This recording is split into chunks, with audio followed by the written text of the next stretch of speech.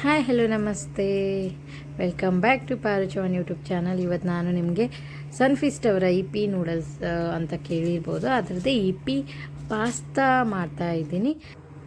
ನಾನಿಲ್ಲಿ ಪನ್ನೀರನ್ನ ಯೂಸ್ ಮಾಡಿಕೊಂಡು ಈ ಪಾಸ್ತಾ ಮಾಡ್ತಿದ್ದೀನಿ. ಇದೇ ಸ್ಪೆಷಲ್ ಪಾಸ್ತಾ ಇವತ್ತಿಂದು. ಬನ್ನಿ ಮಾಡೋಣ ಹೇಗಿರುತ್ತೆ ಅಂತ.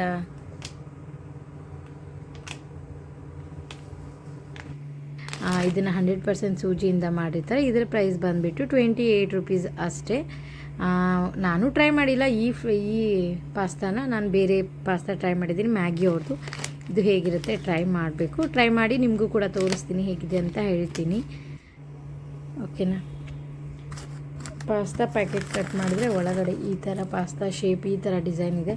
ಅಂದರೆ ಇದರಲ್ಲಿ ಡಿಸೈನ್ಸ್ ಬರುತ್ತೆ, ಬೇರೆ ಬೇರೆ ಪೆನ್ನೆ ಅಂತ ಬರುತ್ತೆ, ಮತ್ತು ಈ ಥರ ಕರ್ವಿಂಗಲ್ಲಿ ಇದೆ. ಇದಕ್ಕೇನು ಅನ್ಬೋದು, ನನಗಷ್ಟು ಗೊತ್ತಿಲ್ಲ.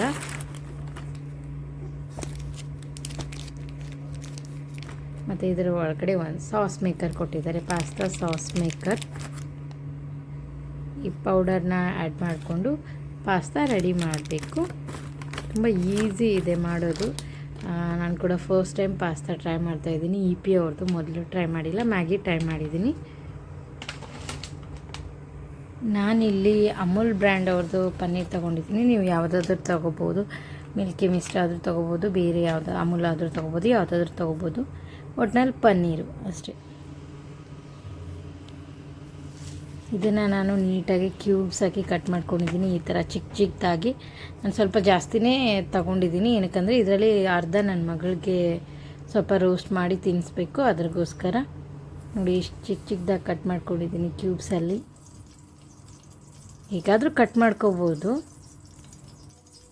ಒಂದು ಪ್ಯಾನ್ ತೊಗೊಂಡು ಅದಕ್ಕೆ ಒಂದು 2-3 ಸ್ಪೂನು ತುಪ್ಪ ಹಾಕ್ಕೊಂಡಿದ್ದೀನಿ ನಾನು, ಪನ್ನೀರ್ ರೋಸ್ಟ್ ಮಾಡ್ಕೊಳ್ಳಿಕ್ಕೆ.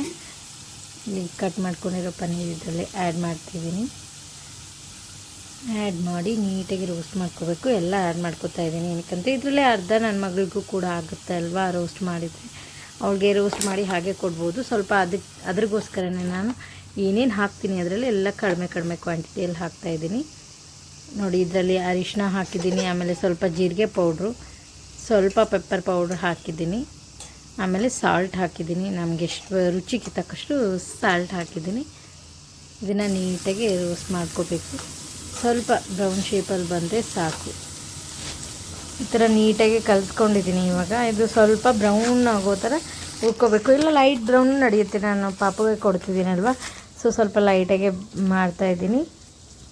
ಲೈಟಾಗಿ ರೋಸ್ಟ್ ಮಾಡಿದ್ರೆ ಸಾಕು. ಇನ್ನೊಂದು ಪಾತ್ರೆ ತೊಗೊಂಡಿದ್ದೀನಿ, ಅದಕ್ಕೆ ಸ್ವಲ್ಪ ನೀರು ಹಾಕ್ಕೊಂಡಿದ್ದೀನಿ. ಪಾಸ್ತಾಗೆ ಎಷ್ಟು ಬೇಕೋ ಅಷ್ಟು ನೀರು ಹಾಕಿದ್ದೀನಿ. ಅದಕ್ಕೆ ಸಾಸ್ ಮೇಕರ್ ಹಾಕ್ತಾಯಿದ್ದೀನಿ, ಪಾಸ್ತಾ ಸಾಸ್ ಮೇಕರ್.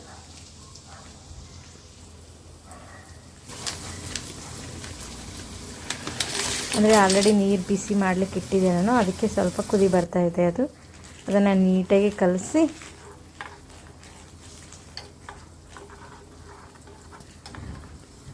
ಇವಾಗ ಬೇಯೋಕೆ ಬಿಡಬೇಕು. ಅದು ಸ್ವಲ್ಪ ಹೊತ್ತು ಬೆಂದ ಮೇಲೆ ಪಾಸ್ತಾ ರೆಡಿ.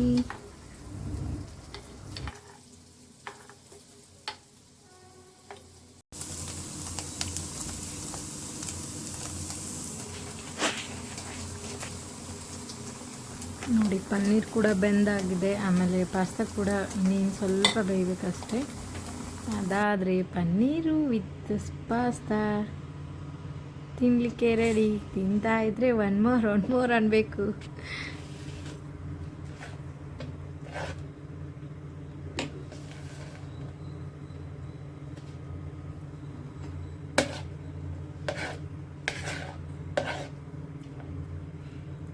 ನಾನಂತರೂ ಟೇಸ್ಟ್ ಮಾಡಿದೆ, ತುಂಬ ಚೆನ್ನಾಗಿತ್ತು. ನೀವು ಒಂದ್ಸರಿ ಮನೇಲಿ ಟ್ರೈ ಮಾಡಿ ನೋಡಿ.